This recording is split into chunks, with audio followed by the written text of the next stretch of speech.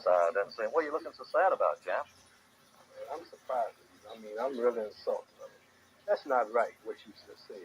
What do you mean, what I just said? I mean, I'm getting a drink of water. I'm late getting home, but you talk. I said something about the greatest heavyweight champ, man. I'm a hometown man, and you talking about Joe Louis, man. Joe Louis wouldn't be nothing for me. Joe, I tell you, Joe, do you think you would have stood a chance with me?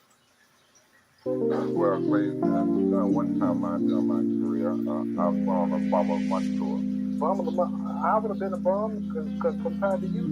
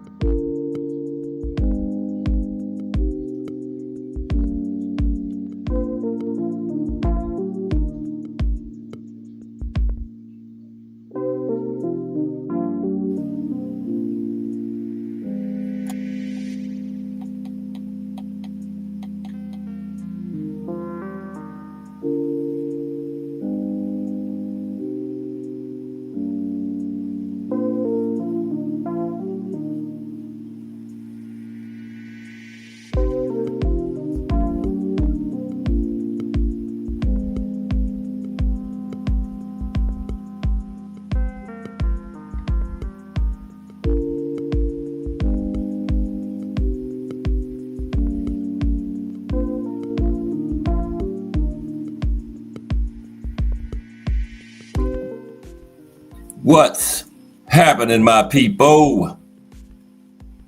It's Cast Sports again, back for another afternoon with the family.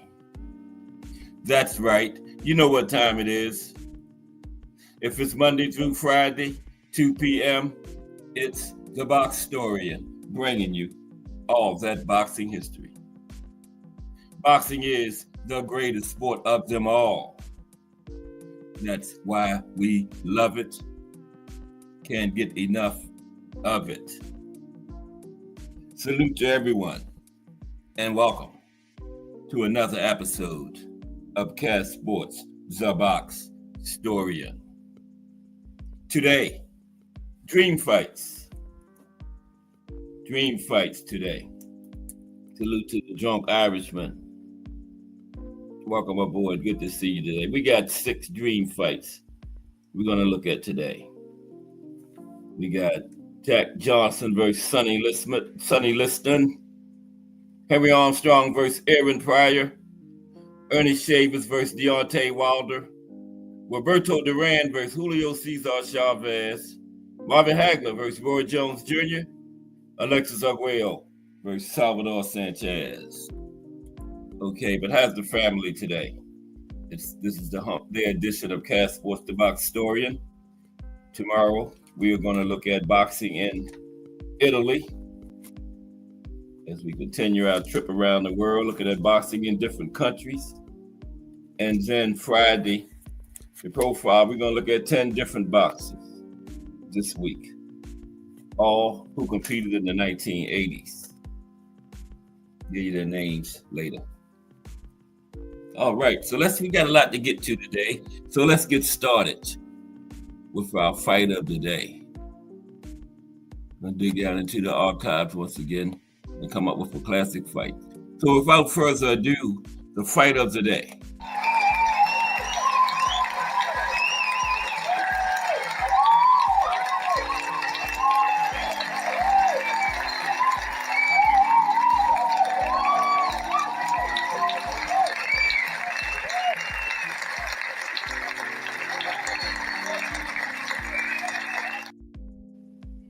Okay, today's fight of the day is Arturo Gatti versus Jesse James Leger, January 29th, 2005.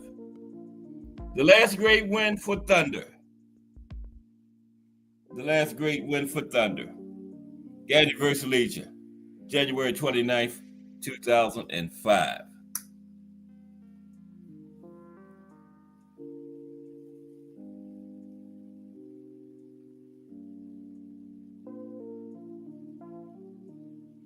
As 2005 started, Arturo Gatti's star was once again on the rise. He had previously earned the title of Blood and Guts Warrior after enduring 30 rounds of violent action against Mickey Ward in one of modern boxing's most celebrated trilogies. He had amassed a large following thanks to participating in half of the previous 8 fights of the year. And he enjoyed the support of thousands of faithful fans who congregated in Atlantic City every time he entered the ring. Thomas Hill in the building. What's up, T. Hill? Fight of the day, Arturo Gatti versus Jesse James Leger. And that's significant. Arturo Gatti, from the late 90s going into the early 2000s, over an 8-year stretch, was in 4 fights of the year. In 8 years. He was in half of the fights of the year over that 8-year period, 4 times. So very fan-friendly fight. Everybody loved Arturo. Okay. So let's continue. There's a drawing of Arturo by the famous sports artist Damian Burton drew a lot of sketches of boxers. So yeah, Gatti was in 4 fights of the year over an 8-year period. Al Booger in the building. What's up, Al Booger? Good to see you today. Gatti versus Leger. Yeah. Now, on the other hand, Jesse James Leger, then 38 years old, was on his way out of the sport. But at the time he fought Gatti, he had scored 4 wins on the comeback trail after having been knocked out in his previous title shot, losing to champion Kostya Tszyu. And so Leger was making one final run. He had been labeled an underdog most of his fighting career. And against Arturo Gatti, that's the role he found himself in once again. And so Gatti versus Leger was a high-stakes affair for both men, with Gatti eyeing a huge payday, and Leger just looking to restore himself as an elite-level fighter.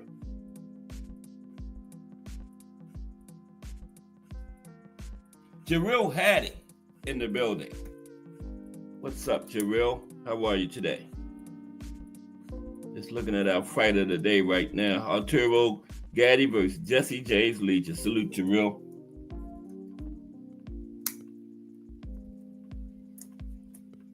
Okay. So,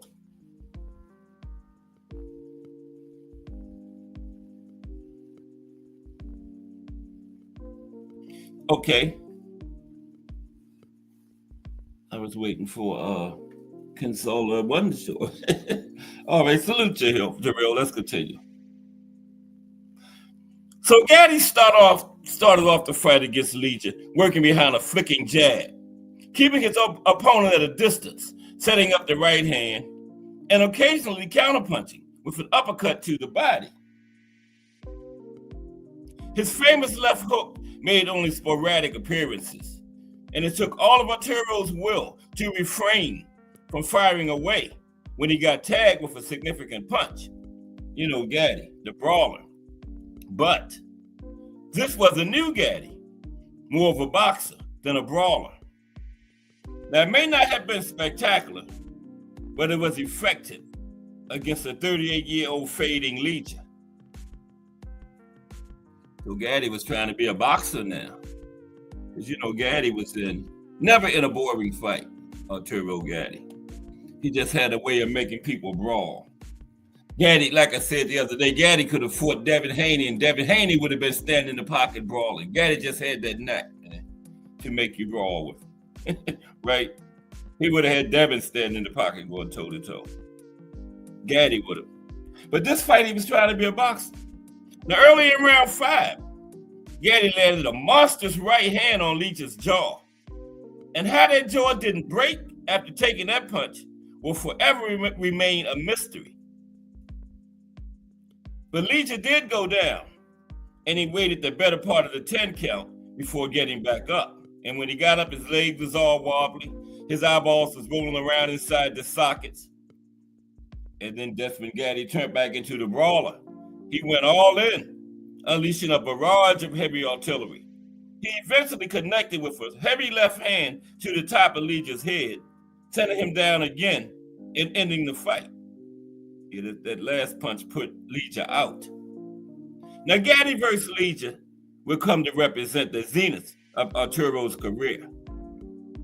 He was more popular than ever at that point, making big money and a mega fight with Floyd Mayweather Jr. beckoned. For his part, Leach had finally reached the end of the road, and he retired after that loss to Gaddy. Yeah, Leach retired after that fight. Yeah, he tried to make a call. He was on a 4-fight winning streak, but you know, I guess 38 years old, he was probably saying the first loss he took was going to be it. If he could keep winning and get back to a title shot, he would have kept on. But then once he took that knockout loss to Gaddy, that was the end of it for him. But he had a great career. Jesse James Leach was a top 10 fighter throughout the 90s.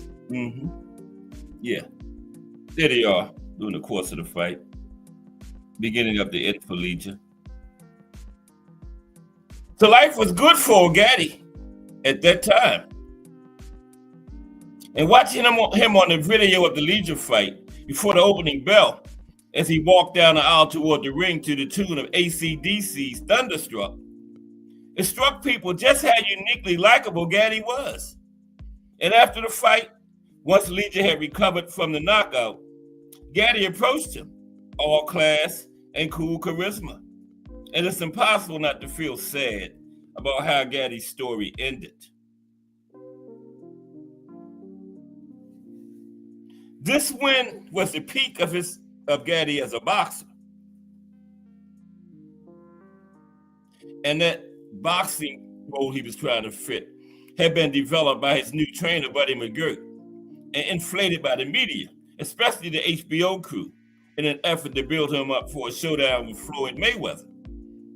Unfortunately, this robbed Gaddy of the only real chance he had to beat Floyd, right?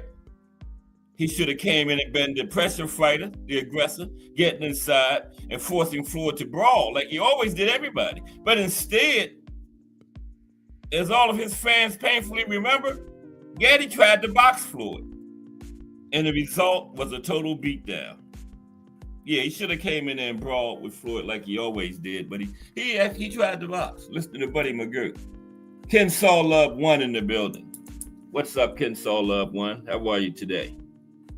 Finishing up the fight of the day, Gaddy versus Ward, but salute Ken Saul Love 1. Yeah, Gaddy went in and tried to box with Floyd, and it worked against him, right? Yeah, it was a total beatdown. But all that was still to come. That hadn't happened yet at the time of this Leach fight. After defeating Leach, Gaddy was on top of the world, a champion, and still a huge attraction. In a career full of so many amazing fights and crazy ups and downs, this was the final great high. There you have it, the fight of the day. Arturo Gaddy versus Jesse James Leach, won by Gaddy. Yep, that was right before the Floyd beatdown. But isn't that something, Gaddy? From the late 90s into the early 2000s, over an 8-year stretch, Gaddy was in 4 fights of the year in 8 years. That's how exciting a fighter he was, man. I don't think anybody else has ever done that. 4 fights of the year in 8 years. Gaddy was involved in them. I think 2 of them was Mickey Ward. 2 of those wasn't fight of the year. Turbo Thunder Gaddy, R.I.P. Rest in peace. Okay, so now we're going to look at 6 dream fights today. Jack Johnson versus Sonny Liston. Henry Armstrong versus Aaron Pryor. Ernie Shavers versus Deontay Wilder. Roberto Duran versus Julio Cesar Chavez. Marvin Hagler versus Roy Jones Jr. and Alexis Arguello versus Salvador Sanchez. Yeah. That's today. We're going to take a look at some what ifs. If these fighters would have been in their primes together, how the fights would have went. We're going to start out with Jack Johnson versus Sonny Liston. Okay? That's going to be the first one. But what is a fantasy fight? Now, a fantasy fight in boxing is a hypothetical matchup between 2 boxers, usually from different eras, or who never fought each other. Couldn't be 2 boxers like Roberto Duran and Alexis Arguello would be a good fantasy fight because they were actually in talks, but they never fought. But usually it's 2 boxers from different eras, right? And this is to imagine how they would fare against one another in both their primes. Now, these dream matches are debated by fans who discuss potential outcomes, strategies, and who would win. Okay, so let's get into it. Jack Johnson versus Sonny Liston first. Is the Galveston Giant. Nope, that's not the Galveston Giant. I couldn't get a picture of them 2 together, so we're going to have. Here's the Galveston Giant first of all. Okay. Now, this is just very subjective. Well, this is not necessarily what would have happened if they would have fought, okay? Now, Jack Johnson was great for like a century ago, like 115 years ago, under different rules. He was a giant then among pygmies. But Sonny Liston was bigger, stronger, faster, a far better boxer. And they had almost a foot of reach on Johnson, right? So it would probably be a slaughter, just as bad as, Jack Johnson might do a little bit better than Floyd Patterson. He probably would make it past the first round, but he was just at too many disadvantages against Sonny, Probably would be a slaughter. But anyway, Sonny would probably get him up out of there in the first 3 rounds.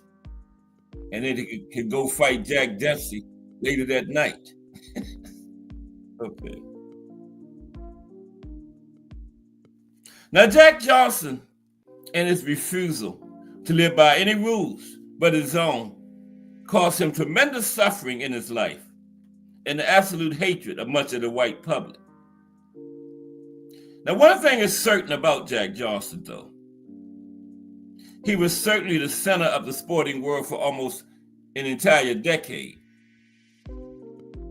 And Sonny Liston and Jack Johnson had at least one thing in common.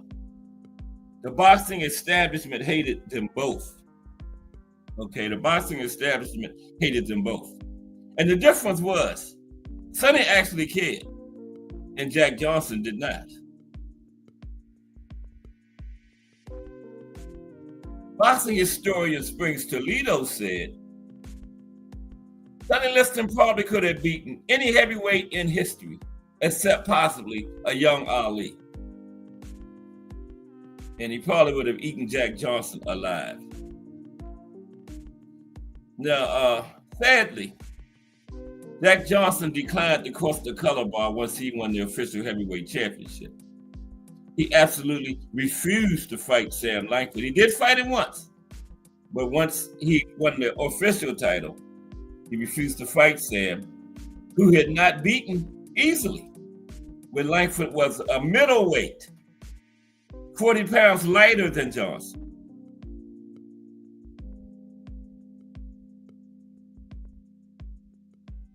But Johnson simply refused to fight anyone he didn't want to fight. Now, the woeful truth is that Jack Johnson's boxing accomplishments have always been overshadowed by his social significance and out-of-the-ring antics.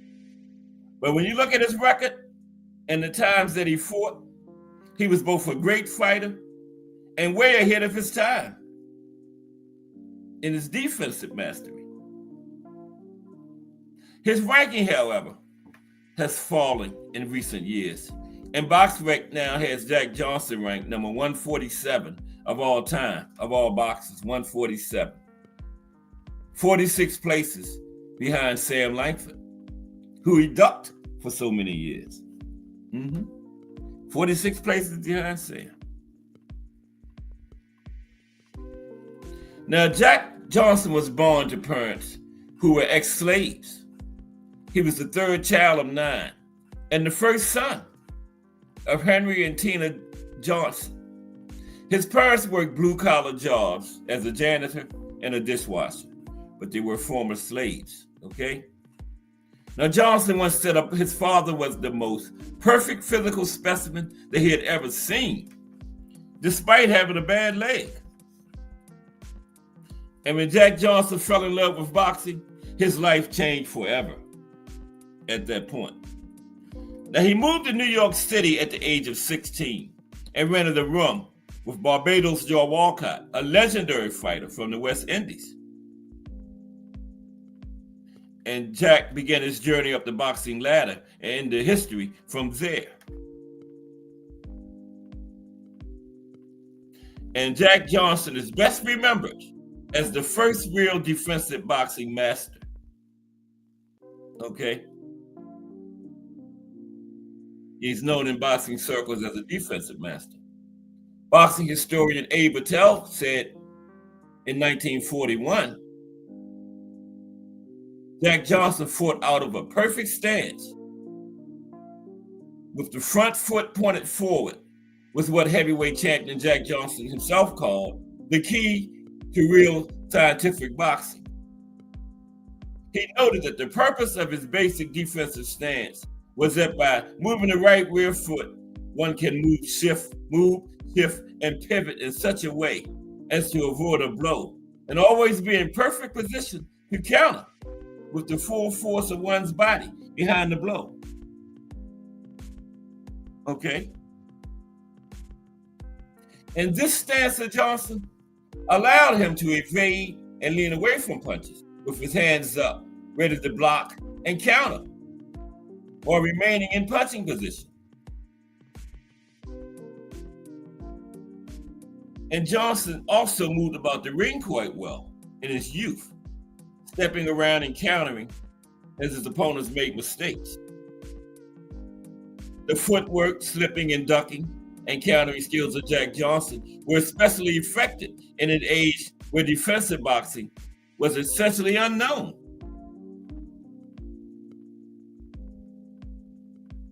Jack Dempsey, former heavyweight champion, said about Jack Johnson, he was the greatest catcher of punches that ever lived, and he could fight all night. He was a combination of Jim Corbett and Joe Louis, and I am glad I did not have to fight him. Stanley Ketchum, some of his peers said things he said about him. Middleweight champion Stanley Ketchum, who also fought and lost to Johnson, said about Johnson. Said he was clever, fast, and the best blocker the pugilistic world has ever seen. So that's what most people from that period said about Jack Johnson. He was a great defensive fighter and the best blocker of punches they had ever seen. But the biggest drawback to Johnson's legacy as a champion was his refusal to fight the great black fighters of the age. He claimed he had beaten them all and refused to give any a rematch once he had become the official champion. The truth was, he didn't think he could beat the then full-grown Sam Langford. And as he aged, he was not going to chance it. And Jack also said that the public wouldn't pay to see two black fighters fight, right?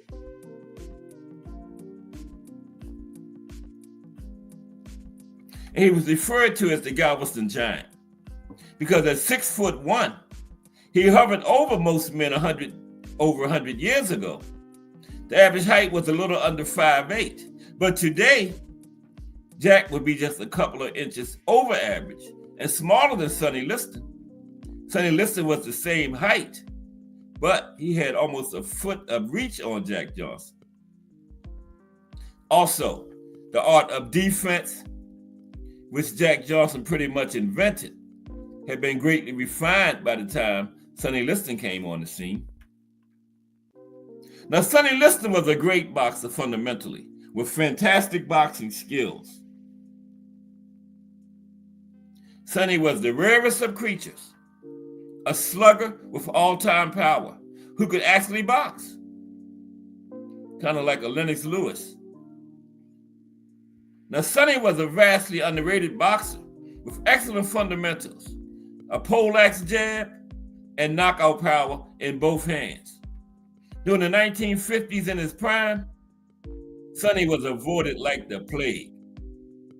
Henry Cooper said about Sonny Liston. Remember what Henry Cooper said, right? Henry Cooper said,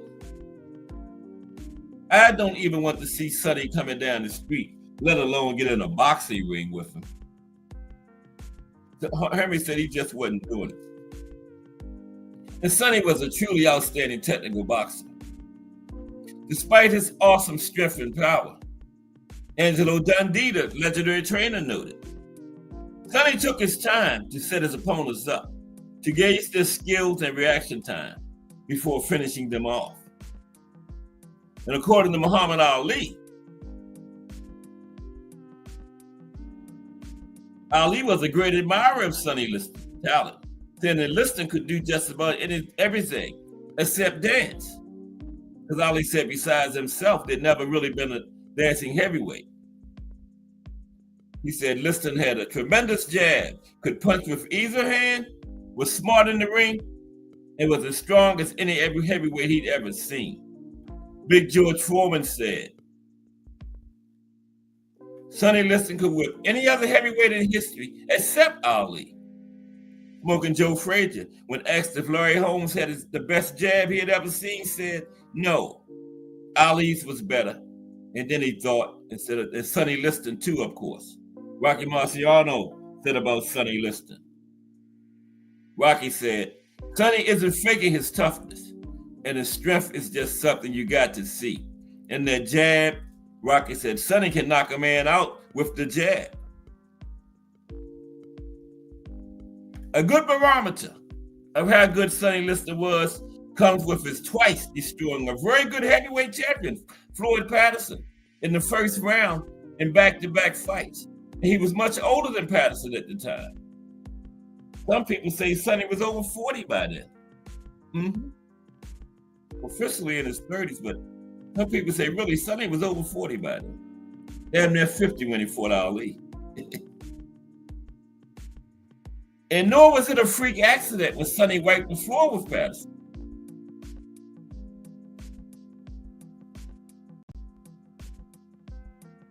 He took Floyd Patterson apart methodically, setting him up with left jabs and solid body shots. And he showed fast hands, using an accurate left jab along with hooks and uppercuts.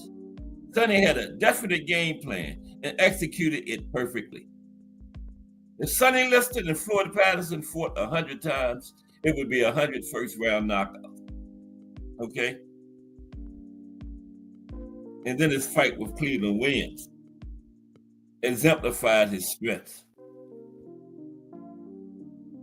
Both were two short contests. Again, he took his time, set Cleveland Williams up, gauged his skills before he finished him off.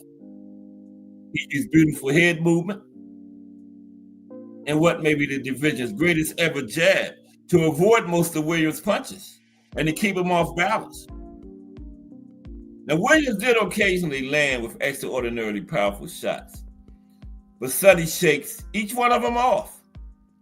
In the combined 5 rounds of boxing over the course of 2 fights, Sonny is only shaken briefly once. And the most astounding thing about his approach is that he is equally comfortable coming forward or fighting off the back foot, which he does whenever he feels pressure. Let's go to the back foot. Just as effective.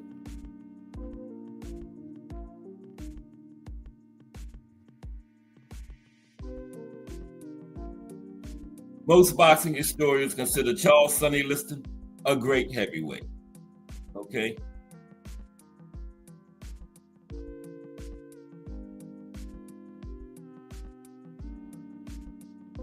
And Sonny Liston was stronger than any heavyweight, any fighter in any division ever, including Jack Johnson. And he was born strong. And growing up, his life was so hard that brought him to truly incredible strength. Remember, in his childhood, his father literally hooked him to the plow when the mule died. Remember? He was quite literally the strongest man ever who set foot in a boxing ring, bar none. And that was according to every fighter who got in the ring with him, including Ali. Okay? These were the fighters he fought saying he was the strongest heavyweight ever, including Muhammad Ali. A good example of Sonny's sheer strength was an exercise he devised in training camp of loading an industrial-sized wheelbarrow full of rocks and wheeling it up and down a hill. And him and George Foreman did this exercise together. I know Sonny was 40 then. Foreman was 19. For every one wheelbarrow Foreman took up the hill, Sonny took 3 up. Okay? And he was like double this man's age. And then Foreman later took Sonny's idea and pulled the car up and down the hill. Right? George pulled the car up and down. But let's get ready to get to this matchup. Okay? Sonny and Jack Johnson.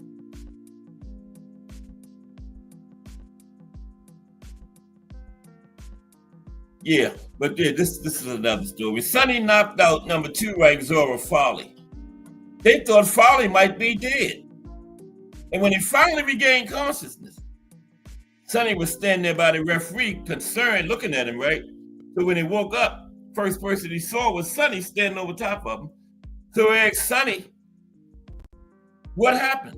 And Sonny said, matter of factly, I knocked you out. He said, matter of factly, I knocked you out. And then Farley said later, I'm glad Sonny didn't dislike me. He just beat me up a little. It's not a man that walks this earth stronger than Sonny Liston.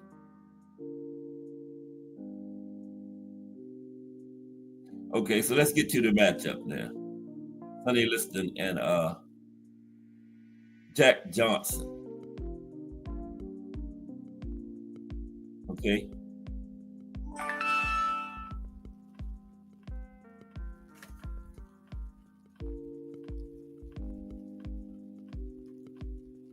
Okay.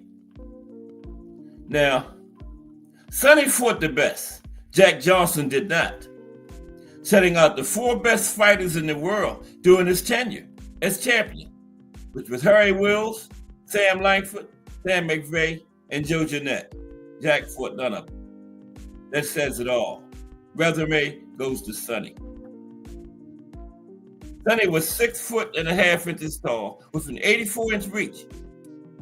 Peak weight 210. For a 12-round fight today, Sonny probably would have fought heavier than 210. Just Do Boxing in the building. What's up, Just Do Boxing? Coming up at 4 p.m. Just Do Boxing.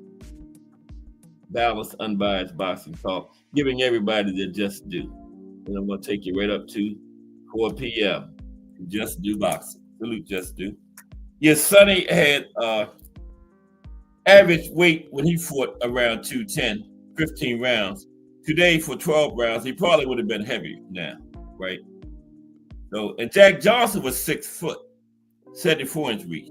So Sonny had 2.5 inches of height and almost a foot, 10 inches to be exact, of reach on Jack Johnson. Size advantage, huge advantage to Sonny Liston with that 10-inch reach, almost a whole, with that 10-inch reach, huge size advantage goes to Liston. Speed. Now Jack Johnson was quick for his size. Sonny was quicker. They give him credit for, according to Floyd Patterson. Speed advantage, Liston. Strength. Johnson was extremely strong, but Sonny was the strongest fighter who ever lived. Strength advantage, Sonny. Now I'm not biased. These are the facts. It's like I said, subjective, but these are the facts. Power. Jack Johnson had power in both hands. Sonny Liston probably hit harder than any heavyweight who ever lived. Power advantage goes to Sonny. Fundamentals and technique. Now, Jack Johnson invented modern defensive fighting. Sonny had great fundamentals and sound technique. Fundamentals and technique, Sonny. Defense. Sonny had a good chin and a good defense. Jack Johnson invented modern defense. But Sonny had 50 years of training since then. Defense advantage listed. Intangible. Johnson had a fighter's heart, a great chin, a good ring IQ, and solid intangibles. Liston had a fighter's heart, a great chin, a good ring IQ, and unbelievable drive, ferocity, and intensity. His inner strength was only matched by Ali. Intangibles advantage, Sonny Liston. So Jack Johnson versus Sonny Liston. Okay. This fight would match the number 5 heavyweight of all time, Sonny Liston, against the number 173rd heavyweight of all time, Jack Johnson. Sonny was stronger, at least as quick, a far better boxer, and had almost a foot advantage in reach over Jack Johnson. And in this fight, Jack Johnson would not be able to stand outside and depend on his glove work and defense, as he usually did in his era. Sonny had probably the heaviest jab in history and one of the best. He would break Johnson down with his jab because remember, almost a foot advantage of reach. Sonny could touch Jack and Jack wouldn't even be able to touch Sonny. So he would break him down with that jab and it wouldn't be too difficult. Sonny, a converted southpaw, had an edge, not just with the strongest and best jab, but also one of the best left hooks in heavyweight history. Sonny would do what he always did in this fight. Take his time Jack, control distance with his jab, and box, waiting for the moment to drop the hammer on Jack. Sonny wins by knockout inside of 3 rounds. Okay. Next one is Henry Armstrong and Aaron Pryor. Armstrong versus Pryor. Here's Armstrong. And the Hawk. Aaron Pryor. This is not necessarily what would have happened, but prime versus prime, that is very probably what would have happened between Sonny Liston and Jack Johnson. You know, almost a foot of reach. And somebody with a jab like Sonny, wow, it would be very difficult for Jack in that fight.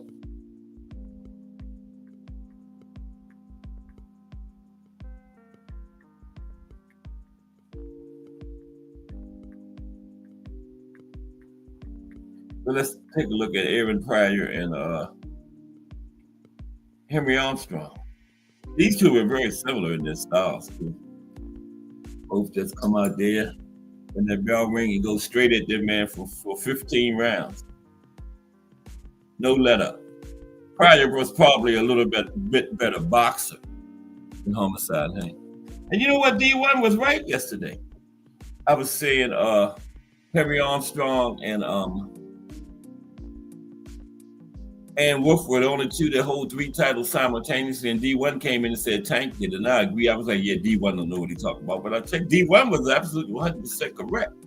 When Tank beat Burial Burials for 140, he also had 130 and 135 belts at that time. But it was a big difference, though, because it wasn't as many weight classes as Homicide Hank did it. And Tank never defended the 130 or 140 after that point. But Henry Armstrong was defending all 3 of his belts. But Tank did do it. D1 was correct. He did hold 3 divisions at one time, at one point. Mm-hmm. Yes, he did. Yeah. That's why I said nobody knows everything, you know. Mm-hmm. Now, a big key between Henry Armstrong and Aaron Pryor would be what weight class this fight would be in. What's up, BBO Sports TV from the STN Network? Salute, BBO. BBO, I tried to join your channel, but it keeps saying my password. I couldn't remember my password. It wouldn't let me change it. But I'm going to get in there eventually, though. But salute, BBO Sports TV from the STN, the founder of the STN Network, the Sports Talk Network. Okay, yeah, a big key in a prime versus prime between Henry Armstrong and Aaron Pryor would be what weight class they would compete in, right? Armstrong was comfortable fighting from featherweight to welterweight. Now, Aaron Pryor at lightweight and junior welterweight. Okay, that's where it was his 2 main. Well, on 2 weight classes he fought it. The Hawk, lightweight and junior welterweight. Number one, he would have went to welterweight if he could have got any of the 4 kings in there, but he didn't. You know, when him and Sugar Ray were negotiating before the detached retina and all that, it was going to be at welterweight, but it never happened. So the Hawk stayed at junior welterweight. So we're going to make this fight right in between at 135 lightweight. Okay, 135. So if the fight is at lightweight, it would be a ferocious battle between the 2 greatest non-heavyweight swarmers, pressure fighters in boxing history. Okay.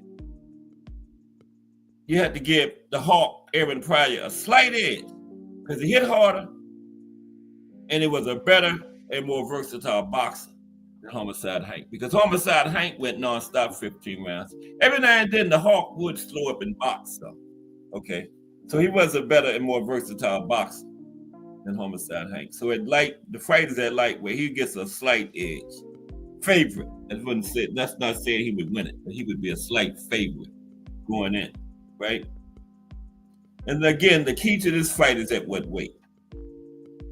Now we know that Henry Armstrong carried his power and strength all the way up to welterweight, and also was a dominating featherweight and lightweight.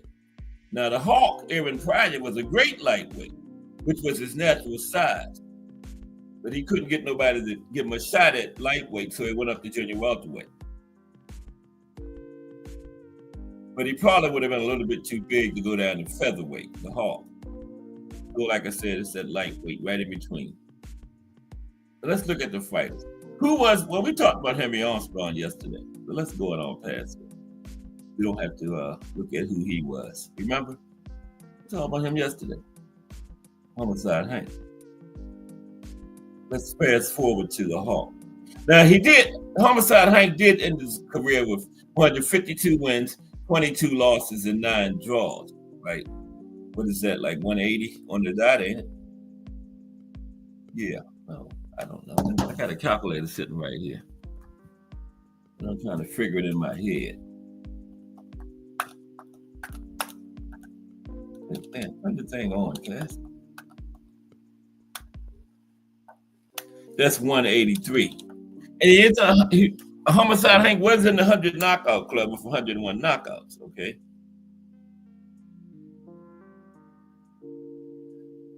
But how great was Henry Armstrong? He retired all-time great Barney Ross, the number 5 welterweight of all time. Barney Ross retired after the Homicide Hank beat him. So let's look at the Hawk, though, because we talked about Henry and death yesterday. Aaron Pryor. Aaron Pryor, known to boxing fans as the Hawk, born on October 20th, 1955, died on October 9th, 2016. and he competed from 1976 to 1990. He was born in a terrible poverty, a native of Cincinnati, Ohio. He began boxing at age 13, first to defend himself in the streets he grew up in, right? And then as a way to get out of those same streets, get out of poverty. So he started boxing to defend himself out there in the slums and projects he grew up in, and then as a way to get out of there, and he got out. Now, Aaron Pryor, famous from his 2 defeats of fellow Hall of Famer Alexis Arguello, was an American lightweight boxer who campaigned as a junior welterweight because he literally could not entice a lightweight champion anywhere near the ring to fight him. Yeah, he couldn't get nobody to fight him. Now, as an amateur, he was nicknamed the Hawk. He was a great amateur fighter with a record of 204 wins and 16 losses. He won the National Amateur Athletic Union Lightweight Championship in 1973. In 1975, he won the AAU Lightweight Championship and a silver medal at the Pan American Games, losing in the final to Canadian Chris Burke. He beat Thomas Hearns in the amateurs, too. In the lightweight finals of the 1976 National Golden Gloves, but he lost to Howard Davis Jr. at the 1976 Olympic trials. He did go to the Olympics as an alternate because he lost the gold medal. Well, he lost the fight to get on the team, so that the runner-up in the finals always is an alternate on the team and get to travel with the team in case something happened to the winner. Which, remember, Joe Frazier did. He wasn't even going to go. And they talked him into it. And he wound up being in the Olympics and won the gold medal, remember? He wasn't even going to go. And he had earned the right as the alternate. And then Buster, I think it was Buster Mantis, right? He got hurt over there. And Frazier ended up competing in the light heavyweight division. And he wasn't even going to go. So, yeah, it's always good. If you got that alternate position, go. One thing, you get a free trip to the Olympics, So why not? And he beat Howard Davis was the one that beat the Hawk in the finals for the Olympic trials. And then guess what? Davis was one of those lightweights that refused to fight Pryor as a pro. Yep. He was one of those very fighters that refused to fight the Hawk as a pro. Like I said, the Hawk did go as an alternate to the 1976 Summer Olympics in Montreal. Right? And I forgot the guy's name. He was trained by Emmanuel Stewart. Oh, man. And he won the lightweight championship in the pros. Another one that refused to fight the Hawk. He was Emmanuel Stewart's first world champion, not hers. The Hawk beat him 5 times in the amateurs. He was another one of those lightweights that refused to get a Hawk his shot at the pro level. What's his name? Hilmer Kenty. Thank you, Bruce Gass. I didn't even know Bruce Gass was in here. Thank you, Bruce. Yeah, Hilmer Kenty, that was him. Yeah, the Hawk beat him in the amateurs numerous times, but he was another one at the pro level who wouldn't give the Hawk his shot. Bruce Gass, Boxing, Jazz, and more is in the building. Answered that question. Yeah, Hilmer Kenty. And Arnie Boxing is, what's up, Arnie Boxing? Salute to Bruce Gass, Boxing, Jazz, and more, Arnie Boxing. 2 great channels. And I tell you right there, you love boxing history, Bruce Gass is your man. See? I told you that's where the box story go to get his history. Hilmer Kenty, that was him. Yeah.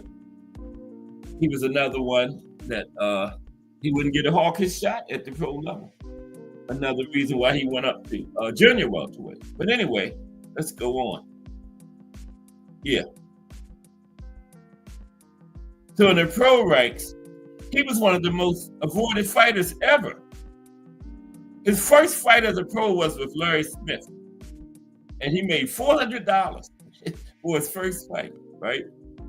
And he continued to fight for relative peanuts. And he had to work other jobs to make ends meet. As more people in the boxing game became aware of his skills, he started to get meaningful fights. In 1979, he fought 6 times. But in his last fight, he was pitted for the first time ever against a once or future world champion when he faced former WBA junior welterweight champion Alfonso Peppermint Frazier. Yeah, Alfonso gave him a shot. Panama, right? Frazier he's ranked number 40 of all time. Too. Alfonso Peppermint Frazier, yeah, from Panama. Another great Panamanian fighter. He was the first prime great fighter faced by Pryor, and Pryor knocked him out in the 5th round. And that made him 20-0 with 18 knockouts. So after beating Frazier, Pryor entered the World Boxing Association ranking. But the Ring magazine had him ranked for over a year. Now, although he had risen to number 4 in the lightweight ranking, none of the other top contenders would fight him except Alexis Arguello, who was ranked number 3. But no promoter was willing to promote the fight. They didn't want to meet Arguello's price for the fight. Both Jim Watt and Hill McKenty absolutely refused to even consider Pryor for a title shot at lightweight. Okay? But fate intervened. An all-time great, Antonio Cervantes, number 7 of all time junior welterweights, was looking for discretionary title defense. He was willing to come to Cincinnati for the right price. He was willing to come to the Hawks' hometown for the fight. Hill McKenty was. Not Hill McKenty. Antonio Cervantes of Colombia, right? On August 2nd, 1980, Pryor faced 2-time world champion Antonio Cervantes of Colombia for the WBA Junior Welterweight Championship. Pryor made $50,000. Now, Cervantes was looking for an easy fight and figured the lightweight Pryor was too inexperienced to pose a threat or stand up to his power. He was wrong on both counts. The fight took place in Pryor's hometown of Cincinnati, Ohio, and was televised nationally by CBS. And Pryor was knocked down in the first round. He always got knocked down in the first round. It seemed like it. But anyway, he was knocked down in the first round. But he got back up and knocked Cervantes out in the 4th round to become the junior welterweight champion. That was his first title. And he dominated the junior welterweight division for 6 years. He made 11 defenses of his title, all mandatory except the 2 against Arguello. Arguello was the only top fighter to willingly enter the ring with Pryor after Frazier and Cervantes were destroyed. Ironically, Arguello found his greatest acclaim, greatest purses, and a lifelong friend in his 2 fights with Aaron Pryor. So now let's look at Pryor and the Hawk and Homicide Hanks fight, okay? Just want to have a little background on both of them. What's up, Mike Rim? How are you today? We looking at some dream fights today. We might do this every Wednesday now. Okay, if everybody likes them. We used to do one person against other people on Monday, but Wednesday just going to be a couple of different people. So, but now let's take a look at the tail of the tape between the Hawk, Aaron Pryor, and Homicide Henry Armstrong. Very similar to the way they fought. Size. Pryor was 5'6" with a 69-inch reach. Armstrong was 5'5", 67-inch reach. Not a big difference. But Pryor had an inch in height, 2 inches in reach. So let's get his size advantage to Pryor. Speed. Pryor was a fast motion human buzzsaw who could also shift and box as needed. Okay? Armstrong was a fast motion human buzzsaw. Right? I told you identical. Speed, even. Pryor was a fast motion human buzzsaw. Armstrong was a fast motion human buzzsaw. Right? Speed, even. Strength. Pryor was extremely strong for his size. Armstrong was extremely strong for his size. Strength, even. Power, punching power. Pryor also had incredible power. 35 of his 40 fights by knockout, 88% knockout ratio. And Henry Armstrong could also bang. In the 100 knockout club, remember? 101 knockouts out of 152 fights. Let's see what that is. 101 knockouts out of 152 fights. 1010 divided by 152. Oh, 0%. 101 knockouts.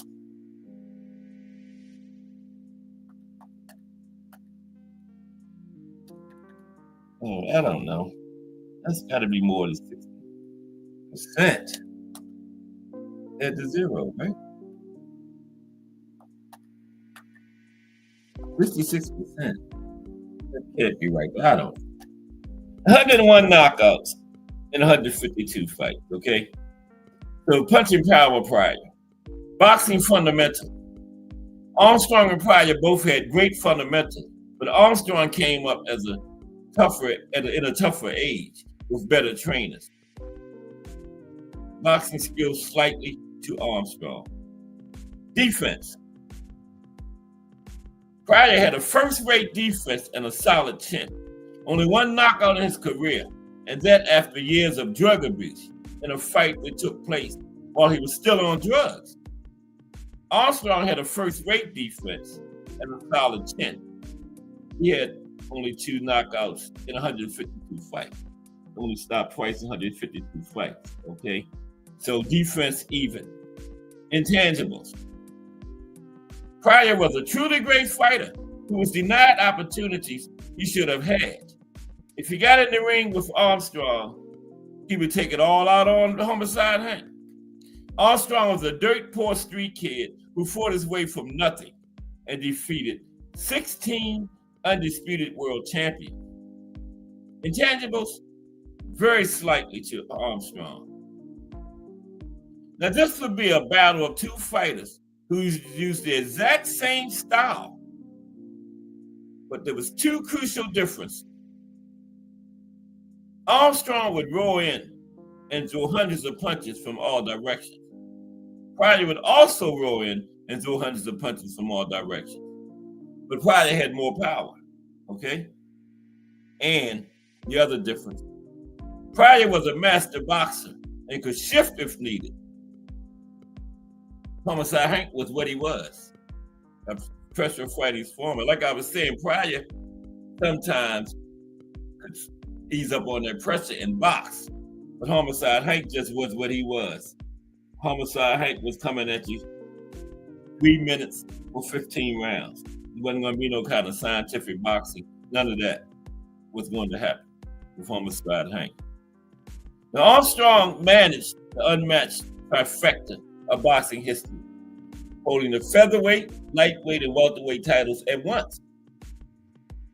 And then when it was only 8, right? 8 weight classes. And he almost had 4. They robbed him at middleweight and called it a draw. So he was almost champion in half of the weight classes at the same time, right? And of course, Armstrong fought a lot better competition than Hawk. Like I said, 16 undisputed champions Armstrong fought. Now, Pryor fought every man who would get in the ring with him, right? Including 2 all-time greats, probably Cervantes and Arguello. So yeah, Armstrong had the better resume by far, but it wasn't Hawk's fault. They wouldn't get in the ring with him. Aaron Pryor was so good at lightweight, no one would fight him. And the champions ran from him. Like the Hawk had the plague or something. Right? That's the way they ran away from the Hawk. Okay? Now let's look at this fight.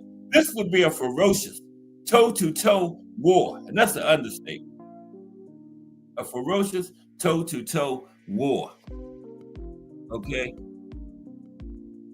I feel sorry for the referee in that fight. But you have to favor the Hawk slightly because he simply hit harder, especially at lightweight where the fight going to be at. In 24 fights at lightweight, the Hawk had 22 knockouts, 92% knockout rate. Now, the Armstrong, Homicide Hank loved to foul, but the Hawk would simply foul him back and then hit even harder. Now, if it was at featherweight, we had to favor Homicide Hank. And at welterweight, it might be even up there at welterweight. But at lightweight, had to give the Hawk a slight nod in this one. Okay. Yeah. Got to go with the Hawk. 3 o'clock. Oh, we got 4 more to go. Okay, the next one, somebody going to sleep. Ernie Shavers versus Deontay Wilder. Any Wilder fans might want to, because I'm going to go in on him a little bit, on his record and stuff. Because it was, I'm not going to say trash, but not fire. His competition was not fire. Okay, Deontay Wilder and Ernie Shavers. In the 70s, Deontay Wilder wouldn't be anywhere near a championship belt. Might not even been a boxer. But let's take a look at it. Ernie Shavers versus Deontay Wilder. They didn't play boxing back then. And you had to have more than a right hand to survive. But that's all he had. Was a right hand. But let's talk about it. Ernie Shavers and Deontay Wilder is next. Here's Ernie Shavers. There's Deontay. Ernie Shavers, Deontay Wilder. All right, let's talk about it. So who would win between Ernie Shavers and Deontay Wilder? Go ahead, y'all ask. Let's talk about it. Now, Shavers would have to be favored, prime versus prime. Now, although Shavers was a crude boxer in the golden age where he fought at, today he would be considered a boxing master, especially over Wilder, who literally cannot box at all. And Shavers hit a lot harder than Deontay.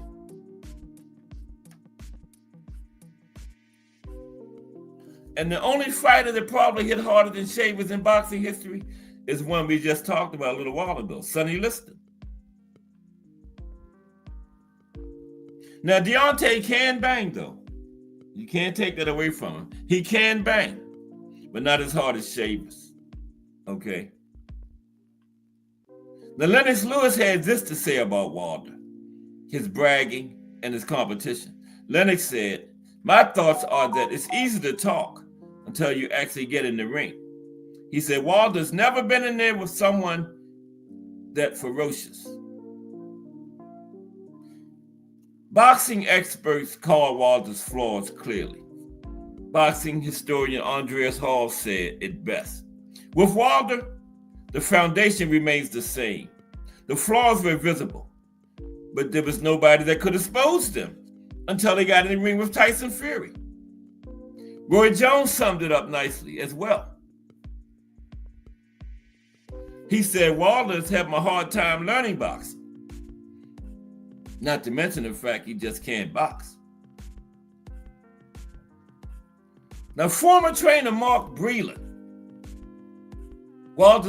this is his former trainer, not me. His former trainer, Mark Breland, when asked about the level of Wilder's boxing skills, said, at the point he was training Wilder, Breland said Wilder was as skillful as he was when he was 11 years old. Breland said Wilder's skills is when, like, on the level mine was when I was 11 years old. That was his trainer, not me. Okay, Breland said that. He was 11, equal to Wilder's skills when he was training. Okay? 11 or 12, Breland said. But you got to remember, he's a heavyweight in today's era.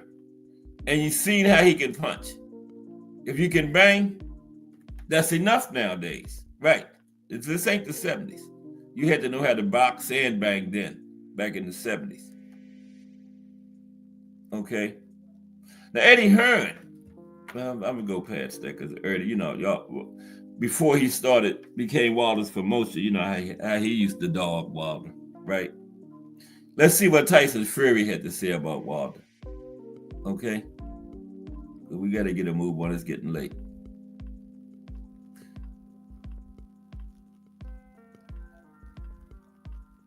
Now, Tyson Fury told Boxing News, "I felt the power of Deontay Wilder. It ain't so bad. It ain't that bad. Now, Chris Arreola made clear Wilder doesn't hit anywhere near as hard as Vitaly Klitschko. He said the hardest punch I ever got hit with was by far against Vitaly Klitschko.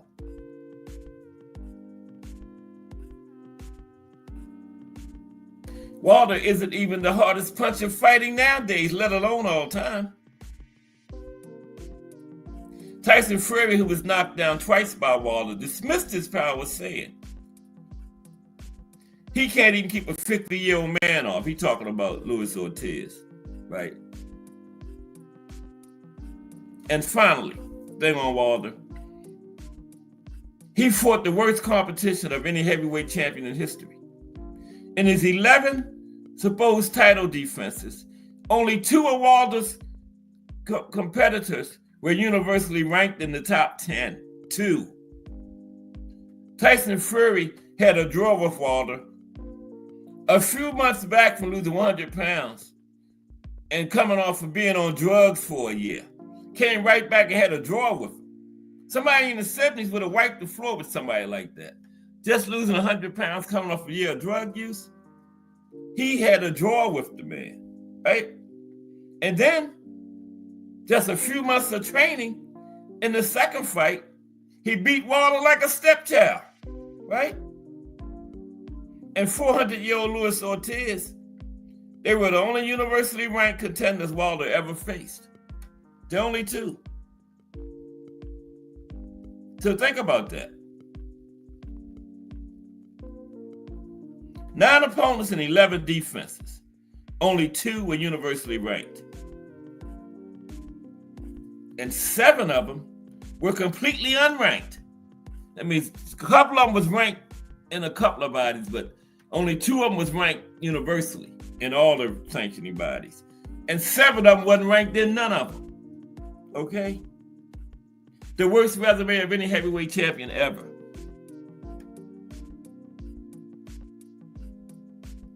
If anyone ever claiming any kind of heavyweight title, WBA, WBC, IBF, WBO, IBA, KGB, FBI, whatever, any kind of heavyweight title ever, the worst resume ever. And I like Wilder, but these are just facts, man. Look them up. These are just facts. 11 of his people in title defenses, 7 of them wasn't even ranked at all. Only 2 of them was ranked in everybody, in every sanctioning body. Tyson Fury and Ortiz. Okay? 7 of them wasn't ranked at all. In the supposed defenses, Eric Molina, Johann Duhaupas, Arthur Sapilka, Chris Arreola, Gerald Washington, Bermane Stilvern, Dominique Brazil. None of them were universally ranked in the top 10. None of them. None of them. Only Fury and Luis Ortiz were universally ranked. 7 of them wasn't ranked in nothing. Okay? So wrap your head around that. Not only Wilder in 11 defenses only faced 1 number 1 contender. And Ortiz was number 5. Fury was number 1. He only faced 1 number 1 contender. 7 of them wasn't ranked at all. That is the worst record of any so-called heavyweight champion in the history of boxing. Tyson Fury summed up Wilder's opponents other than himself. This is not me. This is a boxer talking. Tyson Fury. He said Wilder fought 35 bums. 37 actually. Stilvern the first time he turned up came to fight. And then he fought Ortiz. And Ortiz is 147 years old. Everybody knows that. And he still gave Deontay a good fight. So there's only 2 contenders out of all of those men. That was Tyson Fury, said he fought 35 bums. So let's go to it. Yeah, and his trainer, Mark Breland, said the level Wilder was at when he was training, and Breland said it was the level he was at when he was 11 years old. So let's go to Shavers. What about Shavers' competition? Muhammad Ali, Larry Holmes, Ken Norton, Jimmy Young, Ron Lau, Jerry Quarry, not even comparable. All of those men I just named would beat anybody on Wilder's resume, including Wilder and Tyson Fury, Muhammad Ali, Larry Holmes, Ken Norton, Jimmy Young, Ron Lyle, Jerry Quarry. There's no comparison between Ernie Shavers' resume and Deontay Wilder's. No comparison. And guess what? Ernie Shavers had 51 knockouts in the first 3 rounds. 51 knockouts in the first 3 rounds. That's why Ernie Shavers said, only one person hits harder than me. Only God hits harder than me. Shavers explained his power. I grew up on a farm, and that's what made me strong. Chopping trees increases your hand and back muscle. Chopping wood for the winter, thousands of trees. Tossing bales of wheat. Every young man has spent a few years on a farm. Not me. I ain't chopping down nobody's trees and tossing nobody's hay. But that was good for Ernie though, yeah, because it made him strong. Hardest punch of all time, too. Maybe except for Sonny Liston. Now, Ernie did not start boxing until he was 22 years old. And he never became much of a ring technician. But he could hit. And he boxed in the Golden Age. There's always debate, but interestingly, the debate has never been among fighters. It has been among boxing writers who love to parse records. Yeah, the debate about the hardest punches of all time has never been among fighters. Because they've been in there with these guys. It's always been among writers and fans and stuff. You ask any boxer that fought Ernie Shavers or Sonny Liston into a man, they would say those are the hardest 2 punches of all time. The ones that fought Shavers will say Shavers, and the ones that fought Liston will say Liston. What the real experts, fighters, say about how hard Shavers hit. The ones best are able to offer an opinion were the great fighters who had the joy of being hit by Shavers. What did they say? What did the great trainers say who had to prepare for him? What did the Hall of Fame writers and historians who watched him fight say? Hall of Fame and all-time greats Ali and Holmes both said Shavers' power, especially his one-punch power, was simply unrivaled. But there are others also said a lot more. Angelo Dundee, the legendary trainer, said, Ernie wasn't really a good boxer, but his power was amazing. Real fighters knew enough to avoid him. His incredible one-punch power made him more than dangerous. George Foreman told Shavers personally when Ernie lobbied for. George Foreman told Ernie Shavers to his face when Ernie asked George for a fight. George said to Shavers, hell no. Foreman said, hell no. He told Shavers to his face. Shavers went up, I guess they probably had a fight or something. Ernie went up to George and said, how about fight me? George said, hell no. Okay. Joe Frazier told Shavers also to his face when Shavers asked Smoking Joe for a fight. Joe Frazier said, no way, Ernie. No way. And when fighters did fight Shavers, they left in awe. Tex Cobb said, Ernie could punch you in the neck with his right hand and break your ankle. Okay? And Tex Cobb also said, if a man hit me any harder than Ernie did, I would shoot him. Tex said, if anybody hit him harder than Ernie, he'd shoot him. And Ali said, after his fight with Shavers, remember that Ernie hit me so hard, he shook my kinfolks back in Africa. Ron Lyle, hey man, that's the hardest I've ever been hit in my life. And George Foreman could punch, but none of them could hit like Ernie Shavers did. When Ernie hit you, the lights went out. He said, I can laugh about it now, but when he hit me, it wasn't funny. James Quick Tillis. Shavers hit so hard, he turned horse piss into gasoline. He hit me so hard, he brought back tomorrow. When he hit me, I was seeing pink rats and cats and animals, smoking cigarettes. I was in the land of make-believe. He said when asked later about his comments, the baddest Mickey Fricky I ever fought was Ernie Shavers. That Mickey Fricky can make July into June and made me jump over the Mickey frickin' moon. That Mickey Fricky hit so hard, he'll bring back tomorrow. He hit me so hard, I thought I was on the corner smoking a cigarette and eating a Spam sandwich. That's how hard that Mickey Fricky hit. Damn. These quick tillers went in. Then, substituted Mickey Fricky for the real word, right?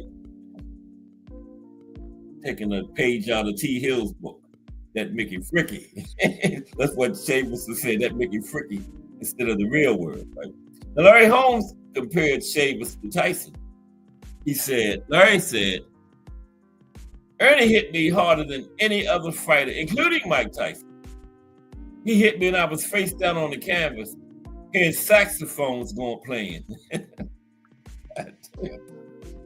Holmes said he was on the canvas hearing somebody playing the saxophone. Wow. And Jimmy Young, who was knocked cold by Shavers, but survived the second fight, said, in the second fight, I was not going to get tagged by him again. No, sir. Joe Bugner, Ernie Shavers, nobody ought to be able to hit that hard. It should be illegal. Nor were fighters and trainers the only ones who saw and marveled at Shavers' sheer overwhelming power, okay? And rarely, Hall of Fame sports journalist Jerry Eisenberg said, rarely did Ernie hit anyone below the belt, below the neck. He was a headhunter and a good one. For me, Shavers was the greatest one-punch hitter I have ever seen. When he floored Larry Holmes in the second fight, I thought he had killed him.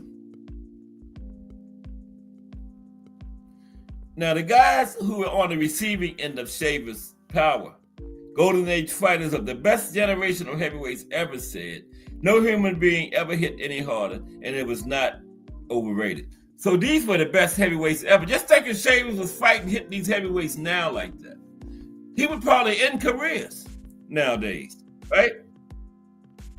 Shavers was one of that rare group of fighters who had a genuine one-hitter quitter, and his may have been the hardest of all time. Okay, let's get to the fight now.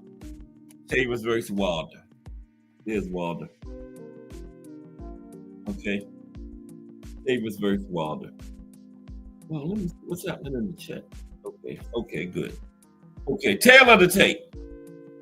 The Wilder is 6'7" and weighed 235 pounds. The night he fought Tyson Fury in the first fight. And he has an 83-inch reach. Shavers was only 6 foot tall with a 76-inch reach, and he fought around 205. Now, just like Liston, if he fought in the 15-round era in the 70s. If he fought today at 12 rounds, he would probably be coming more than 205, right? So the size advantage does go to Wilder, okay? Speed. Shavers had excellent hand speed. Now, Wilder is actually very quick and athletic, but he doesn't use it very well, right? Speed advantage, Shavers. Strength. Shavers grew up on a farm, wrestling cows and stuff. And Wilder is wildly powerful. The advantage is even for strength, power. Oh, just go right past that. Ernie had one of the 3 best one-hitter quitters of all time and a fearsome hook. Wilder has a one-hitter quitter, right hand, but he is not Ernie Shavers. Power advantage Shavers. Fundamentals and technique. Shavers had at best less than average fundamentals. Wilder had no fundamentals at all. Mark Breland, his trainer, Wilder doesn't jump rope. He doesn't hit the speed bag. And he doesn't hit the heavy bag. Damn. Fundamentals and technique. Shavers by a pretty good little bit. Yeah. Defense. Wilder is athletic. But again, he doesn't use it equated to boxing very well.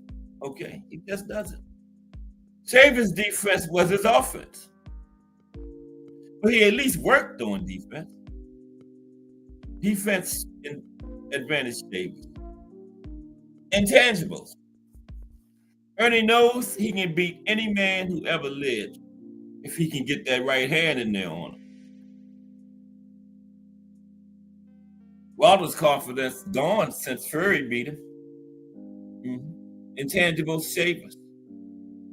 So Shavers versus Wilder. Okay. Shavers versus Wilder. Let's put the winner on. Shavers versus Wilder. Now, Shavers would have watched tape and knew he would have to stay on top of Wilder and force him backward. And he has the skills and powers to do that. 68 of Ernie's 74 wins came by knockout, 92%. 51 of them in the first 3 rounds, remember. It would not take Shavers more than 1 clean shot to finish Wilder. Shavers by early knockout, inside of 5 rounds. Okay, knockout. We're gonna do this every Wednesday. So we got Roberto Duran, Julio Cesar Chavez, Marvin Hagler, Roy Jones Jr., Alexis Arguello, Salvador Sanchez. Let's get some late time and save some for next man. Okay, because if I start another one, I want to talk to people about the matchups. If I start another one, it'll be almost like 4 o'clock. So let's start some late time. Roberto Duran and Julio Cesar Chavez is a good one. Y'all know he won that. I ain't doing no fantasy match. I have nobody beat Roberto Duran. Y'all already know that, so. Roberto Duran versus Godzilla. Roberto Duran would win it. Godzilla and King Kong together, Roberto Duran would win. Right, so yeah. But it's interesting. Him and Julio Cesar Chavez. And shoot, I don't know why they didn't fight. Because, Duran fought till like 2001 or something. Remember? He fought Camacho. And then Hagler and Roy Jones. Arguello and Sanchez were right in the same era. And when Sanchez had that accident and died at 23, guess who he was in talks to fight? Alexis Arguello. So that almost happened. But then the accident happened. And that's what kept that from happening. The accident. Yeah. Well, we would have seen that. Oh, man, that would have been a good battle. I would have to lean towards Sanchez, though. Yeah, Sanchez probably would have fought the Hawk, all them guys, man, if he would have lived. He probably would have got as far as lightweight, because he was at featherweight then at 23. So, yeah, he probably would have grew into at least 135, maybe 140, But if you at 126 at 23, you're definitely going to get to 135, I would say, right? So, yeah. Arguello, the Hawk, all those guys, man. But, the accident happened. But still in the Hall of Fame. Yeah. Pancho Villa, too, he had the tooth infection or something back in the 20s, and he was 23. He's in there, too. First Filipino champion ever. So Salvador is not the only one that made it at 23. Yeah,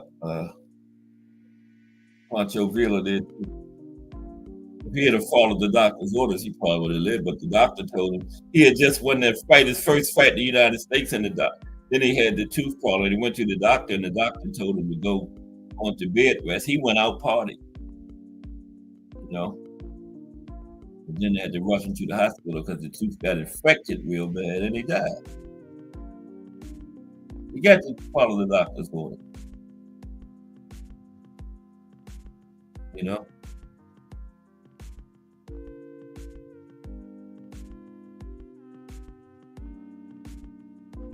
That's what I was supposed to be doing. Putting the link in, right? Okay, let me get that started. That was talking. Let's see. Mm-hmm. All is welcome. Get the link. Okay. Everybody enjoyed the fantasy matchup. You know, some people don't like fantasy matchup. You know, it's very simple. But don't watch, right? It ain't rocket science. Just don't watch if you don't like them. I mean, don't force yourself to watch something you don't like. Okay, it is a link. But yeah, we got tomorrow we're gonna be Italy, right? Gonna be our country. Then we're gonna look at a little boxing history and some famous fighters. We're gonna look at some Italian American fighters, then some pure Italians, you know, that's Italian nationals, I guess you could say. And then look at see if we got any Italian fighters that's current in boxing now. Yeah, that's what we're gonna be doing tomorrow. And then Friday we got we're gonna do the we got like 10 fighters we're gonna look at Friday for the profile. I like when we did that little 10-15 minute talks on each one. All did the bulk of their work in the 80s. Some of them went all the way up to the 2000s, but most of the work was done in the 80s. We're gonna Friday gonna be Marlon Starling, Bobby Chacon, Iran Barkley, Danny Little Red Lopez, Meldrick Taylor, Jose Luis Ramirez, Terry Norris, Ray Mancini, Milton McCrory, and Donnie Lalonde. We're gonna get them all into Friday. Yeah. We're gonna take a brief 10 or 15 minute look at all 10 of those fights. Remember how we did a couple weeks ago? Yeah. But D1 was correct.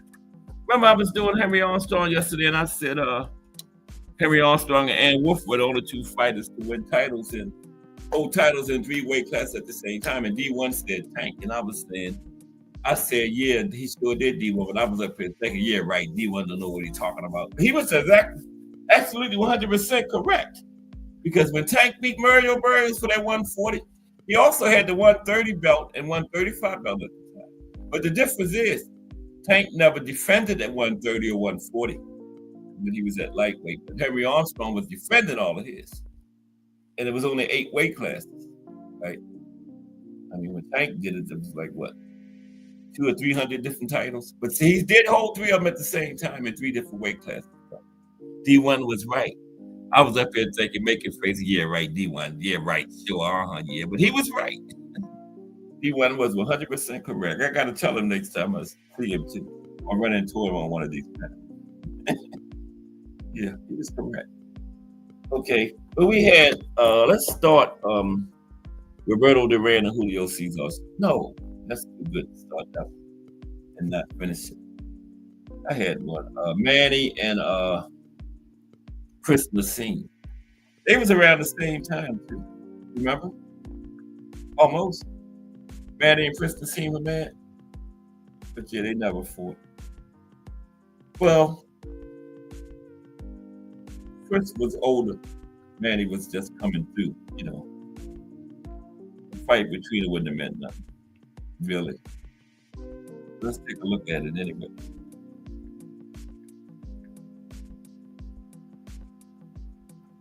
I got Hagler. What time is it? 3:30. They get started with somebody gonna hit the link. I don't want to start this Duran one and then have to stop. We're gonna save that. So I know now I usually only really get through 3 per day. 3 per show now, so yeah. Manny and Chris Messina was a backup. So let's look at that. Who would win? That's another one, depends on weight class too. You know, Manny went through 8 of them. So yeah, that would depend on weight class. Let's see. Manny Pacquiao, Chris Messina, Ahmed. The black man.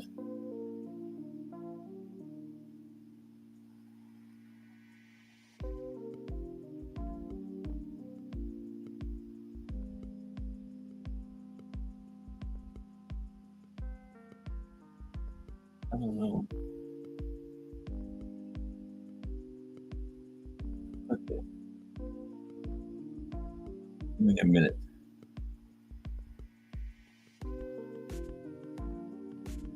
Okay, we got Roberto Duran and Julio Cesar Chavez. I'm gonna start it.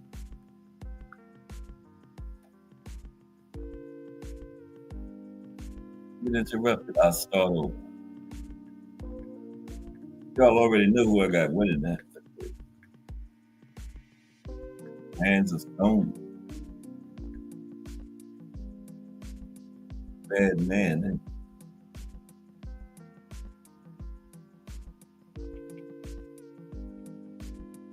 Fortunately, he was like 51. Only reason he stopped because he was in an accident, and the doctor told him it was a life-threatening car accident. And the doctor told him to get back in that ring. Like one of these young guns gonna finish your old butt off. Roberto would probably still be fighting right now.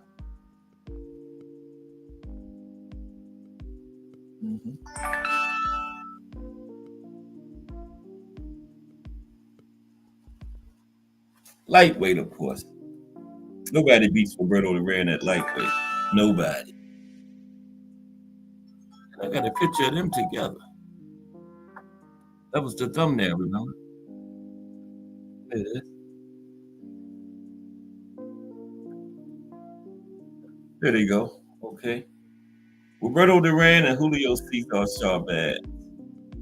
Who wins?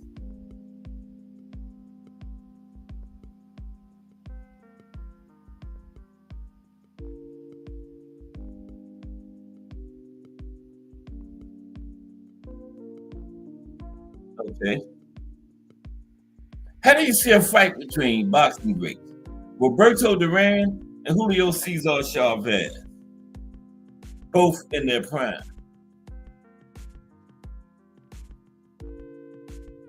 Julio Cesar Chavez was generationally great. But so was Roberto Duran.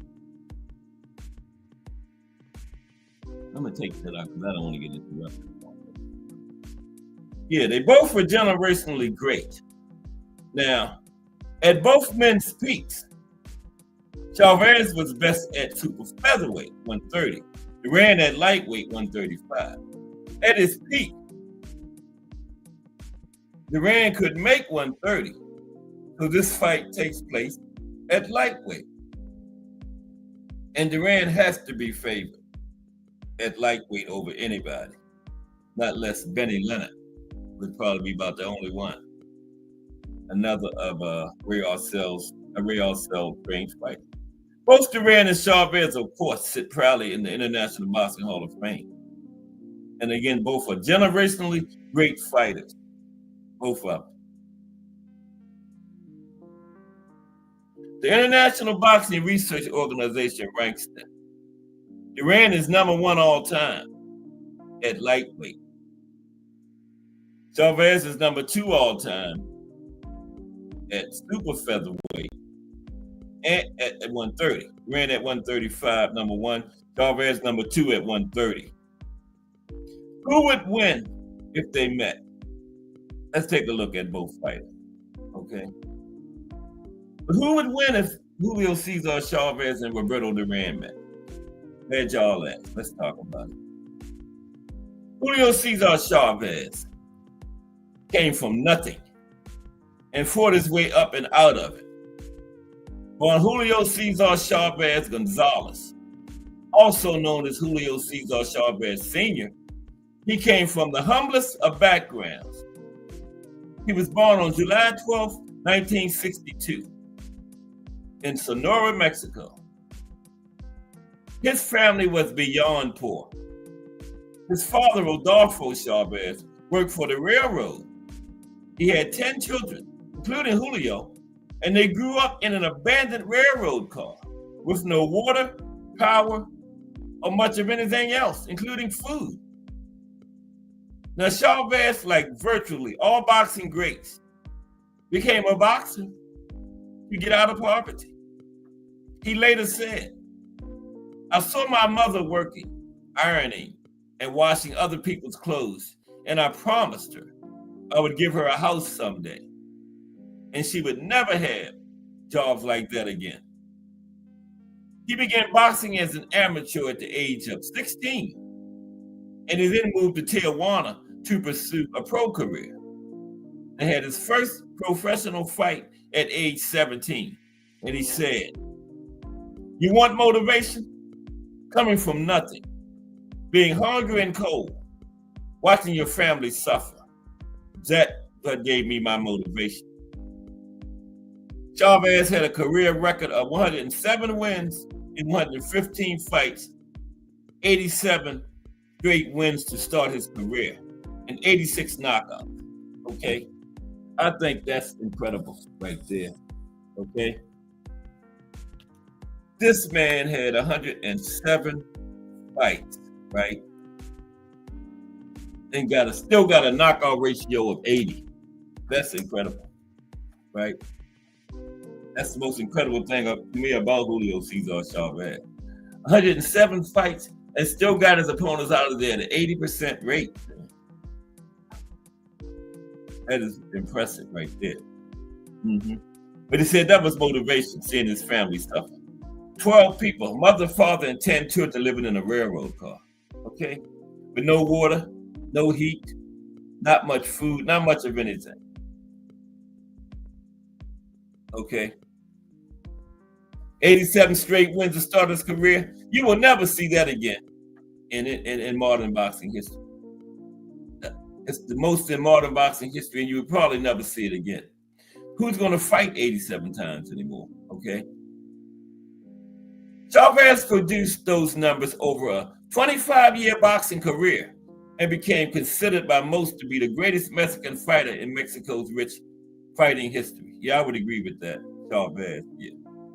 Chavez beat former, or at the time, current title holders Roger Mayweather twice, Rocky Lockridge, Juan Laporte, Evan Rosario, Rafael Limon, Jose Luis Ramirez, Sammy Fuentes, Meldrick Taylor twice, Lonnie Smith, Hector Camacho, Greg Hogan, Frankie Randall twice, Tony Lopez, Giovanni Parisi, and Joey Gamat. And if you covered boxing in the 90s, that's the who's who of 1990s boxing right there, those names. And he beat them all. They all either former or current champions when he beat them. Okay? Chavez is still a part of the boxing world as he works as a color commentator for Mexican television. Now, the Hands of Stone. Roberto Duran is generally recognized as the best lightweight of all time. Period. Okay, exclamation point. Period, exclamation point. Period. At lightweight, Duran had incredible power. At lightweight, he had 62 fights and 56 knockouts for an incredible 90% knockout rate. Duran at lightweight was described by Eddie Futch as a fighting machine. Duran was fast, strong, and incredibly powerful puncher at that weight, and mean as a snake. Okay, you talk about boxing mentality. Let's put a picture of Roberto Duran beside it. That's how boxers supposed to be, okay? Roberto Duran.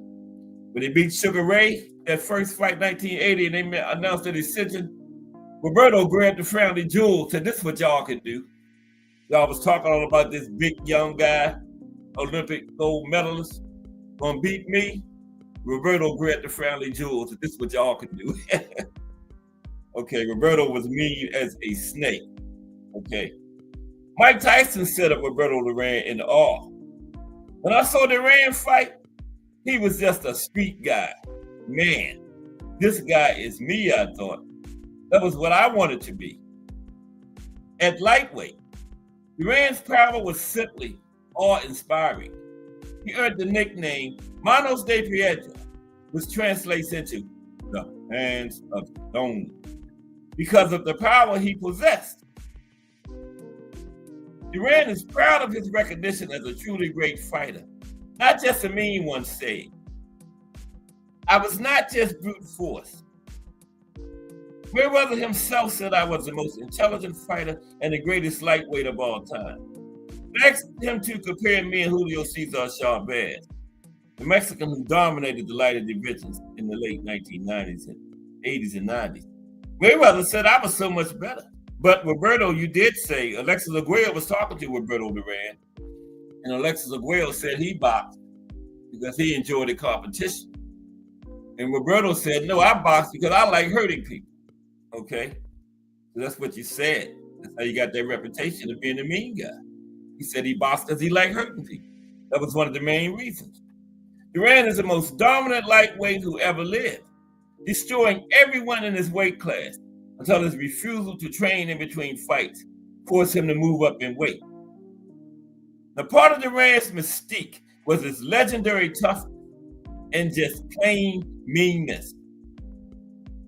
When he fought Sugar Ray Leonard for the first time on June 20th, 1980 in Montreal, Joe Frazier, the former undisputed world heavyweight champion who had fought 3 terrible battles against Muhammad Ali, was at ringside. A reporter asked Frazier, Joe Frazier, does Roberto Duran remind you of anyone? And Joe Frazier said, yeah, Roberto Duran reminds me of Charles Manson. Kind of looked like it, them little beady eyes. But yeah, that's what Joe Frazier said. Roberto Duran reminds me of Charles Manson. Roberto's trainer, Ray Arcel, did not hide Duran's toughness. 3 days before the Leonard fight, Duran's ECG revealed an irregular heartbeat. When asked about the test, Arcel said, that can't be true. How you gonna have an irregular heartbeat? Duran don't have a heart. That's what his trainer said. How you gonna have an irregular heartbeat when he don't even have a heart? Okay? Right? Man gonna have an irregular heartbeat, he don't even have a heart. Now compare the resumes of Chavez and Duran. We're gonna get to the fight. We got 20 minutes. Now Chavez had a record of 31 wins, 4 losses, 2 draws, 21 knockouts in world title fights. And in world title fights, Duran had a record of 16 wins, 5 losses, 13 knockouts. World title fight. Chavez defeated 30 opponents in world title fights. Duran defeated 16 in world title fights. Duran was undisputed champion. Chavez never was undisputed.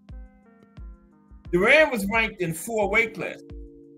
Chavez was ranked in 3 weight classes. Now, both men had truly elite Hall of Fame, generationally great resumes. Styles make fights, right?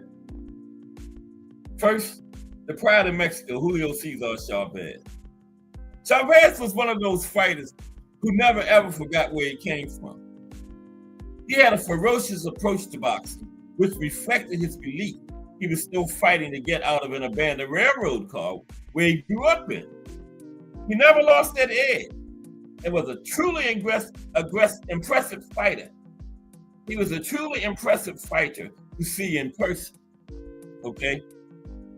Chavez is remembered for beating up and brutalizing his opponent. Meldrick Taylor, to name just one, was never the same after the beating he took from Chavez.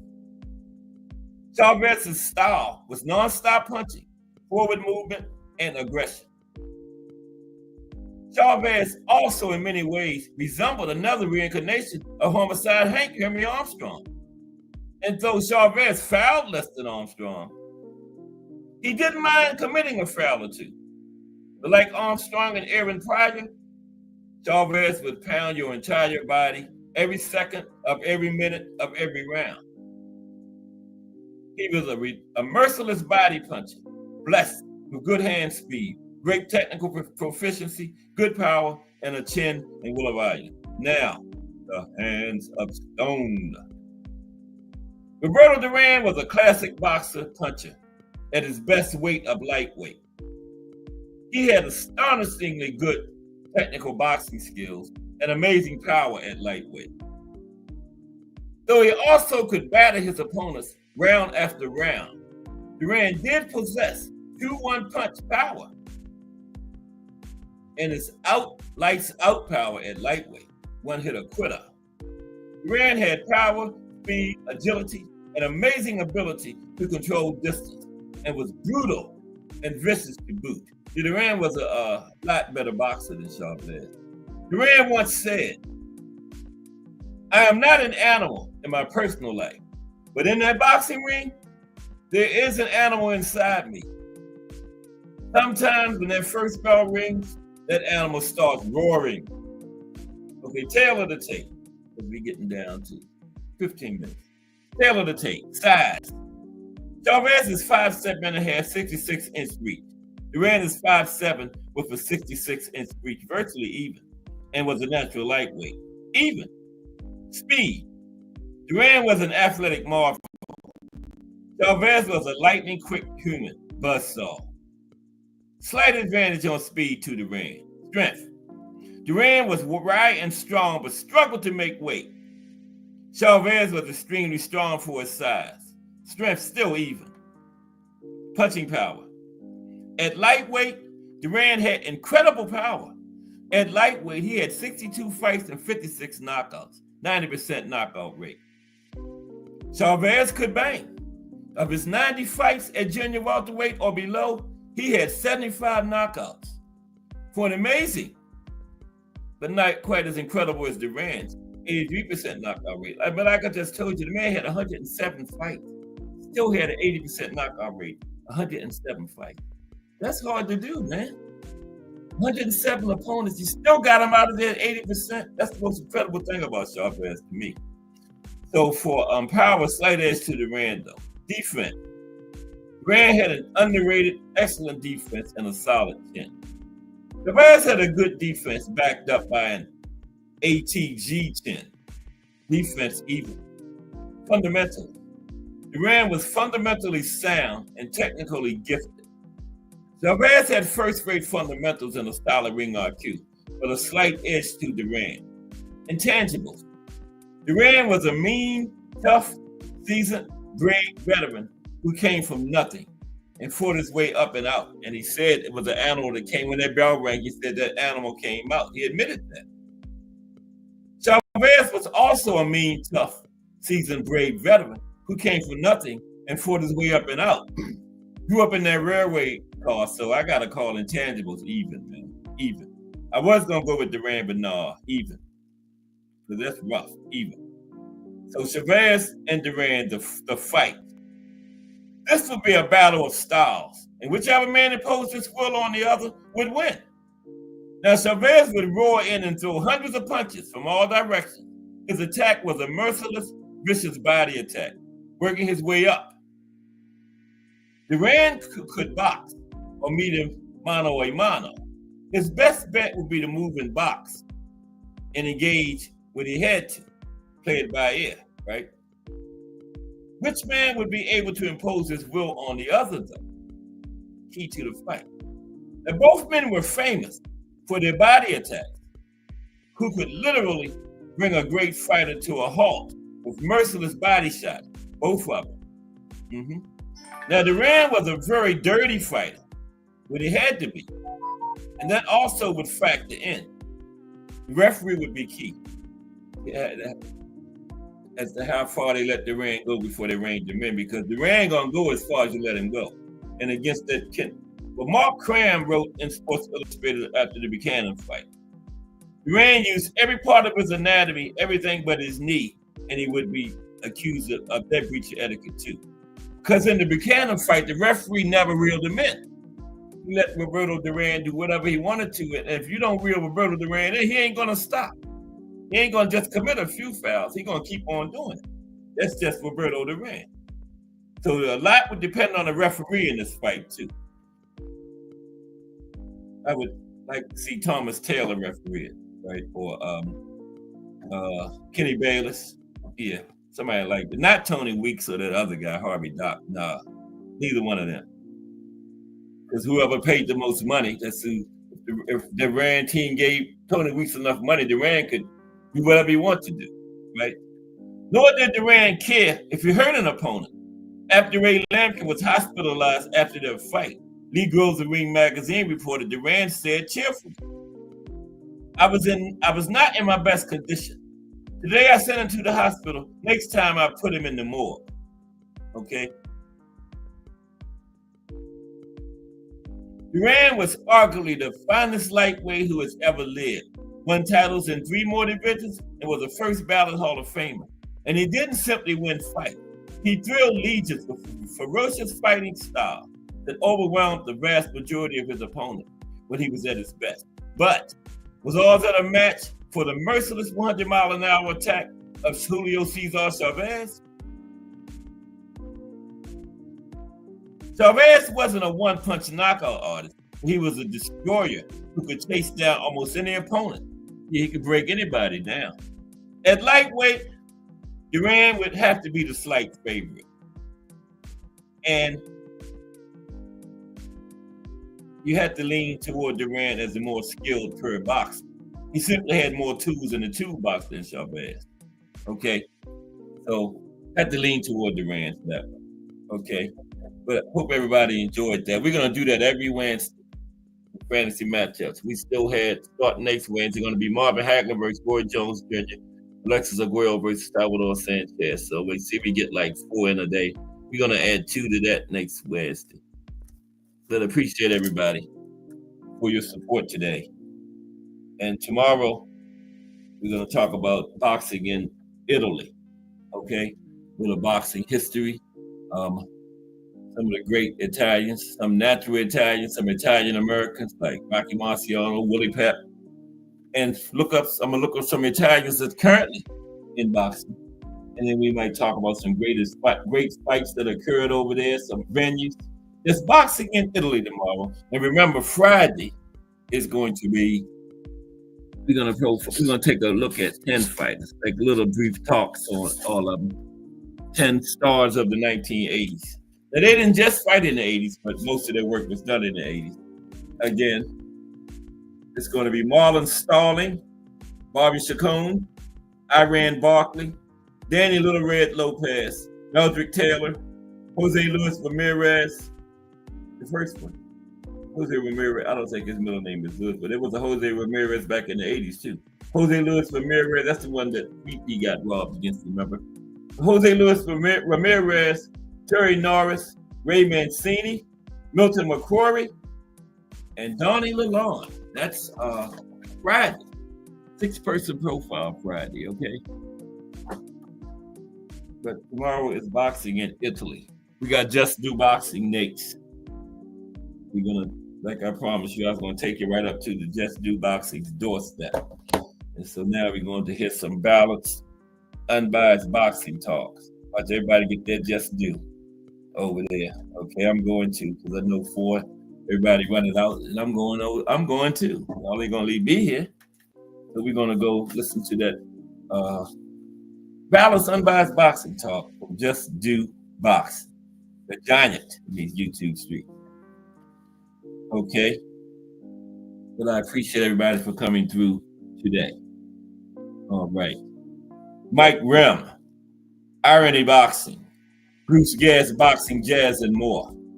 BBO Sports TV, Just Do Boxing, Kensaw Love One, the great Kensaw Love One, the great Jarrell Hattie, 2 of my favorite people, Jarrell Hattie, Kensaw Love One, Al Booger, the legendary Al Booger.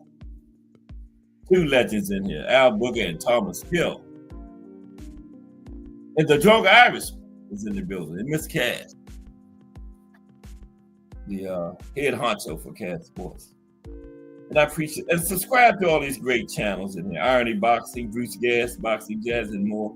BBO Sports TV, Just Do, and the Drunk Irishman. Some great channels. I promise you'll come back and thank me after you go back and look at them. And wonder why I never made you go subscribe before. But everybody have a great afternoon. I appreciate y'all 1,000%. Okay, we'll be back tomorrow with another one, right?